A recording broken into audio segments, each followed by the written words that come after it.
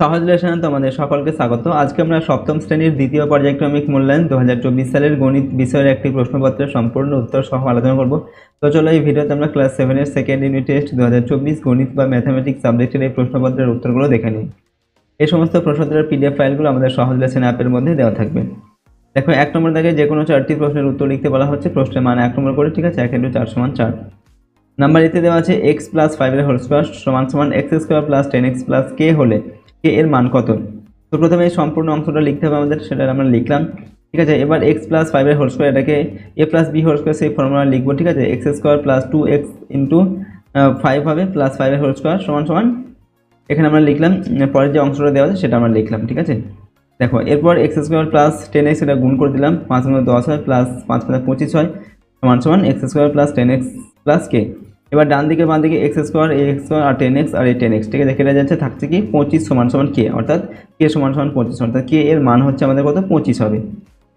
পরের প্রশ্ন দেখো নাম্বার বিতে সত্য অথবা মিথ্যা লেখো। কোনো ত্রিভুজের শীর্ষবিন্দু ত্রয় সমরেখ। তো কোনো ত্রিভুজের যে 3টি শীর্ষবিন্দু রয়েছে এরা কখনোই সমরেখ হয় না, তো এটা হবে মিথ্যা। নাম্বার সি, সূত্রের সাহায্যে গুণফলরূপে প্রকাশ করো 25y² - 16x²। তো প্রথমে আমাদের অঙ্কটা লিখতে হবে, সেটা লিখলাম। এবার 25y² এটাকে 5y এর হোল স্কয়ার লিখলাম, আর -16x² এটাকে 4x এর তার হোল স্কয়ার। এবার এটাকে a² - যে b² যে ফর্মুলা সেই ফর্মুলা আমরা লিখবো, ঠিক আছে। তো 5y + 4x হবে ইন্টু 5y - 4x হবে, ঠিক আছে। এটা হচ্ছে গুণফল রূপে প্রকাশ করা হয়ে গেল। নাম্বার ডি, শূন্যস্থান পূরণ করতে হবে। দুটি তথ্য সহজে তুলনা করার জন্য দুটি স্তম্ভচিত্রকে পাশাপাশি অঙ্কন করাকে ড্যাশ বলে। তো এটাকে কি বলা হয়, এটাকে বলা হয় স্তম্ভচিত্র। নাম্বার ই, একটি ত্রিভুজের কতগুলি মধ্যমা। একটি ত্রিভুজের 3টি মধ্যমা থাকে। পরের প্রশ্ন দেখো নাম্বার 2 এ যে কোনো 4টি প্রশ্নের উত্তর দাও। প্রশ্নের মান 2 নম্বর করে, 4 × 2 = 8 নম্বর দেওয়া আছে। এখানে যে এই রাশিটা দেওয়া আছে এটার মান নির্ণয় করতে হবে, ঠিক আছে। তো মান নির্ণয় কিভাবে করবে, প্রথমে আমাদের অঙ্কটা এই অংশটা লিখলাম, লেখার পর দেখো এখানে ব্র্যাকেটে যে রুটের মধ্যে কি আছে, √9, তার নিচে আছে 64। তো 9 আর 64 বর্গমূল কত হবে, 9 এর বর্গমূল 3 আর 64 এর বর্গমূল হয় 8, ঠিক আছে। সেইভাবে 25 আর 64 বর্গমূল কত হবে, 25 এর বর্গমূল 5, 64 বর্গমূল হচ্ছে 8, ঠিক আছে। তো আমাদের 3 এর 8 যোগ 5 এর 8 হয়ে গেল। এবার কি করব, যেহেতু নিচের যে হর দুটোই 8 আছে, তো সুতরাং আমরা কি করব, উপরের এই 3 আর 5 যোগ করে দেবো, ঠিক আছে। অর্থাৎ √8, 3 আর 5 8 হয়, নিচেও 8, তো 8 আর কেটে কত হয়, 1 হয়, অর্থাৎ √1, 1 এর বর্গমূল 1ই হয়, সুতরাং আমাদের নির্ণয় মান হচ্ছে 1। পরের প্রশ্ন দেখো নাম্বার বিতে পূর্ণ বর্গাকারে প্রকাশ করো। এখানে দেওয়া আছে 1 + 4/a + 4/a², ঠিক আছে। এটাকে পূর্ণ বর্গাকারে প্রকাশ করতে প্রথমে আমরা অঙ্কটা লিখব, লেখার পর a² + 2 × 1 × 2/a + 2/a এর হোল স্কয়ার লিখলাম, ঠিক আছে, সমান 1 + 2/a এর হোল স্কয়ার, ঠিক আছে। a + b এর হোল স্কয়ার আকারে আমাদের এটা প্রকাশ করা হয়ে গেল। এবার নাম্বার সি, ত্রিভুজের সর্বসমতার শর্তগুলি লেখো। ত্রিভুজের সর্বসমতার শর্তগুলি কি কি, s s s s a s a s a R r h s, এই 4টি হচ্ছে ত্রিভুজের সর্বসমতার সূত্র, ঠিক আছে। s মানে হচ্ছে সাইড, আর a মানে হচ্ছে কি অ্যাঙ্গেল অর্থাৎ কোণ, আর সাইড মানে হচ্ছে বাহু আর কি। নাম্বার ডি, 12/13 দেওয়া আছে, এর 2 দশমিক স্থান পর্যন্ত আসন্ন মান লেখো। তো 12/13 এর 2 দশমিক স্থান পর্যন্ত আসন্ন মান হচ্ছে 0.92। নাম্বার ই, অপদের 20 মিটার দীর্ঘ বাহু বিশিষ্ট বর্গক্ষেত্রাকার জমির বাইরের চারিদিকে 1 মিটার চওড়া একটি রাস্তা আছে, রাস্তার ক্ষেত্রফল নির্ণয় করো। তো প্রথমে আমরা কি করবো, রাস্তা বাদে শুধুমাত্র জমিটার ক্ষেত্রফল বের করবো। জমির দৈর্ঘ্য হচ্ছে কত, এটা বর্গাকার একটা জমি, ঠিক আছে, তার বাহুর দৈর্ঘ্য 20 মিটার, তো 20 × 20 হবে, ঠিক আছে, অর্থাৎ 400 বর্গমিটার। এটা হচ্ছে রাস্তা বাদে জমির ক্ষেত্রফল। এবার কি করবো, রাস্তা সহ জমির ক্ষেত্রফল, যেহেতু চারিদিকে 1 মিটার চওড়া একটা রাস্তা আছে, তাই কি হবে, দুদিকেই 1 মিটার করে কিন্তু বেড়ে যাবে, অর্থাৎ 2 মিটার এর দৈর্ঘ্য বেড়ে যাবে। সুতরাং দৈর্ঘ্য কত ছিল, 20, এখন হয়ে যাবে কত, 22। তো 22 × 22 = 484 বর্গমিটার। এবার দেখো এটা হচ্ছে রাস্তা সহ ক্ষেত্রফল, আর এটা হচ্ছে শুধুমাত্র জমির ক্ষেত্রফল। তাহলে রাস্তার ক্ষেত্রফল কিভাবে পাবো, রাস্তার ক্ষেত্রফল এই যে 484 থেকে 400টা আমরা বিয়োগ করব। অতএব রাস্তার ক্ষেত্রফল 484 বিয়োগ 400 = 84 বর্গমিটার। এটা হচ্ছে রাস্তার ক্ষেত্রফল। 3 নম্বর থেকে যে কোনো 3টি প্রশ্নের উত্তর লিখতে হবে এবং প্রশ্নের মান 3 নম্বর করে, 3 থেকে 9 নম্বর দেওয়া আছে। নাম্বার এতে দেওয়া আছে a² + b² + 5ab হলে দেখাও যে a² / b² + b² / a² = 23। তো তো প্রথমে আমরা কি করব, এই অংশটা লিখলাম, ঠিক আছে, a square by B square plus B square by A square, ঠিক আছে। এবার a square by B square এটাকে a বাই বি এর হোল স্কোয়ার লিখলাম, আর এটাকে লিখছি b বাই a এর হোল স্কোয়ার। তো a square plus B square সেই সূত্র আমরা পেয়ে গেলাম, সেটাকে আমরা লিখছি কি a প্লাস b এর হোল স্কোয়ার মাইনাস 2ab, এই ফর্মুলা লিখলাম। এবার এখান থেকে কি হচ্ছে, এই বি কেটে যাবে, আর এ কেটে যাচ্ছে, ঠিক আছে। তো থাকছে হচ্ছে আমাদের এই অংশটা। ওকে, এই অংশটাকে আমাদের এখানে লসও করে দিচ্ছি, এ বি আর এ এর লস এ বি হয়, ঠিক আছে। তো এখানে হবে এ স্কোয়ার, ওপর হবে এ স্কোয়ার প্লাস বি স্কোয়ার হবে, ব্র্যাকেট দিয়ে এই যে হোল স্কোয়ারটা দিলাম, আর এখানে শুধুমাত্র -2 থাকছে, -2 লিখলাম। এবার দেখো এ স্কোয়ার প্লাস বি স্কোয়ারের মান আমাদের দেওয়া আছে কত, 5ab। তো এ স্কোয়ার প্লাস বি স্কোয়ার এর জায়গায় লিখলাম 5ab বাই এবি, তার মাথায় হোল স্কোয়ার -2। ওকে, এবার এবি কেটে যাচ্ছে, থাকছে কত, শুধুমাত্র 5, তো 5 এর স্কোয়ার -2। ওকে, তো 5 5 কত হয় 25, -2, তো 25 থেকে 2 বাদ দিলে কত থাকে, 23 থাকে। দেখো আমাদের এটা প্রমাণ করতে বলা হয়েছিল, তো 23 আমাদের প্রমাণিত হয়ে গেল।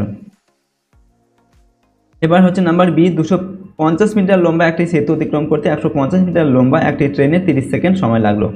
130 মিটার লম্বা একটি প্ল্যাটফর্ম অতিক্রম করতে ওই ট্রেনের কত সময় লাগবে? তো কীভাবে করবো, ট্রেনটি 250 মিটার লম্বা, 250 মিটার লম্বা সেতু, আর ট্রেনের দৈর্ঘ্য হচ্ছে 150 মিটার। তো সুতরাং 250 মিটার আর এই 150 মিটার যেতে ট্রেনের সময় কত লেগেছে, 30 সেকেন্ড লেগেছে, অর্থাৎ 400 মিটার যায় 30 সেকেন্ডে, ঠিক আছে। এবার বলা হচ্ছে কি 130 মিটার লম্বা প্ল্যাটফর্ম অতিক্রম করতে কত সময় লাগবে? তাহলে ট্রেনটি 1 মিটার যাবে কত, 30/400 সেকেন্ডে। এবার কি করব, ট্রেনের দৈর্ঘ্য হচ্ছে কত, 130 হচ্ছে লম্বা হচ্ছে প্ল্যাটফর্ম, আর ট্রেনের দৈর্ঘ্য হচ্ছে 150 মিটার। তাহলে এই দুটো যোগ করতে হবে, অর্থাৎ 280 মিটার হবে। তো 280 মিটার যাবে 30 গুণ 280/400। তো এটাকে আমরা কাটাকুটি করবো, নিজের দুটো শূন্য কেটে দিই, যদি ওপরে দুটো শূন্য কাটা পড়বে। এবার 4 7 28 হবে, তো 3 আর 7 থাকবে উপরে, 3 7 21 হবে, তো 21 সেকেন্ডে, অর্থাৎ 21 সেকেন্ডে ট্রেনটা এই যে 130 মিটার লম্বা প্ল্যাটফর্মটিকে অতিক্রম করতে পারবে। নাম্বার সিতে দেওয়া আছে একটি আয়তক্ষেত্রাকার হলঘরের দৈর্ঘ্য 30 মিটার এবং প্রস্থ হচ্ছে 18 মিটার। ঘরটির মেঝে বাঁধাতে 3 ডেসিমিটার বাহু বিশিষ্ট কতগুলি বর্গক্ষেত্রাকার টালি লাগবে? প্রথমে আমাদের কি করতে হবে, এই হল ঘরটার ক্ষেত্রফল বের করতে হবে। তো হল ঘরের দৈর্ঘ্য হচ্ছে 30 আর প্রস্থ হচ্ছে 18, তাহলে ক্ষেত্রফল কী হবে, হল ঘরের ক্ষেত্রফল হবে 30টাকে আমাদের কী করতে হবে, ডেসিমিটার করতে হবে, ঠিক আছে। ডেসিমিটার মানে 10 দিয়ে গুণ হবে, অর্থাৎ 300 হবে। আর এই যে 18টা যদি আমরা ডেসিমিটার করি মিটার থেকে, তাহলে কী হবে, 10 দিয়ে গুণ করলে 180 হবে, ঠিক আছে। যেহেতু এখানে এই যে ডেসিমিটার রয়েছে 3 ডেসিমিটার, তার জন্য আমরা এটাকেও ডেসিমিটার করে নিলাম।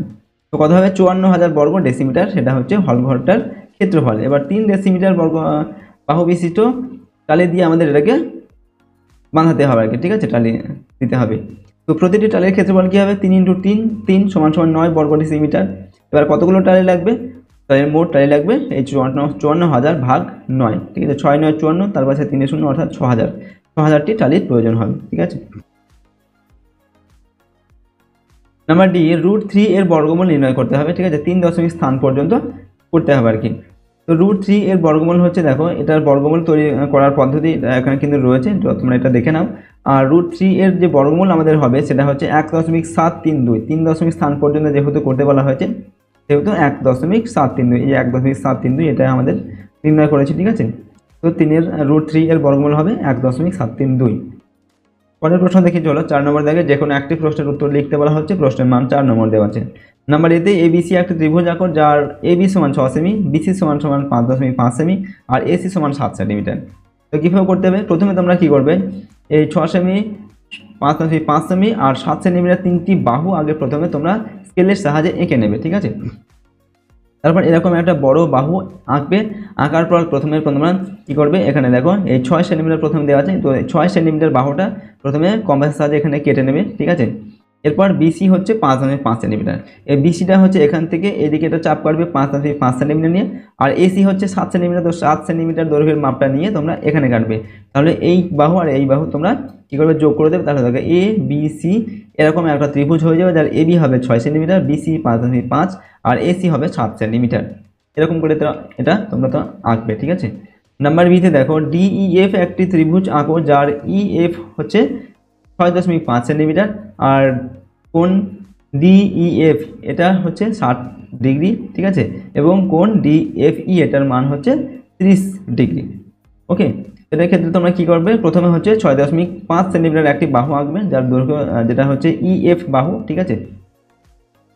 এবং এখানে একটা কম্পাসের সাহায্যে 60 ডিগ্রি কোণ আঁকবে, আর এদিকে একটা কম্পাসের সাহায্যে 30 ডিগ্রি কোণ আঁকবে, ঠিক আছে। এবং এই বাহু আর এই বাহু তোমরা যোগ করবে, ঠিক আছে। এবং এখানে এটা হচ্ছে 6.5 সেন্টিমিটার আমাদের বাহু।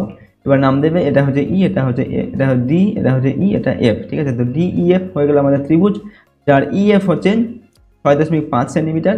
কোণ ডিই এফ এটা হচ্ছে 60 ডিগ্রি, আর কোণ ডিএফই এটা হচ্ছে 30 ডিগ্রি, ঠিক আছে। এভাবে এটাকে তোমাদের আঁকতে হবে। তো দেখো আজকের এই ভিডিওতে আমরা ক্লাস তোমাদের 7-এর সেকেন্ড ইউনিট টেস্টের গণিত বিষয়ের একটি প্রশ্নপত্র আমরা উত্তর সহ কিন্তু আলোচনা করলাম। প্রশ্নোত্তরগুলো ভালোভাবে তোমরা প্র্যাকটিস করে নেবে। আর যদি আমাদের চ্যানেল নতুন হয়ে থাকে চ্যানেলটিকে সাবস্ক্রাইব করে রাখবে, পাশের বেল আইকনে প্রেস করে অল অপশানটি সিলেক্ট করবে। ভিডিওটিতে অবশ্যই লাইক করবে, ভিডিওটি বন্ধু বান্ধবের সঙ্গে শেয়ার করবে, কমেন্ট বক্সে নিজেদের মতামত অবশ্যই লিখে জানাবে। এবং এই সমস্ত প্রশ্নোত্তরের পিডিএফ ফাইলগুলো আমাদের সহজ লেসন অ্যাপের মধ্যে দেওয়া থাকবে। তো চলো আজকের এই ভিডিওটিকে আমরা এখানেই শেষ করছি। সম্পূর্ণ ভিডিওটি দেখার জন্য অসংখ্য ধন্যবাদ।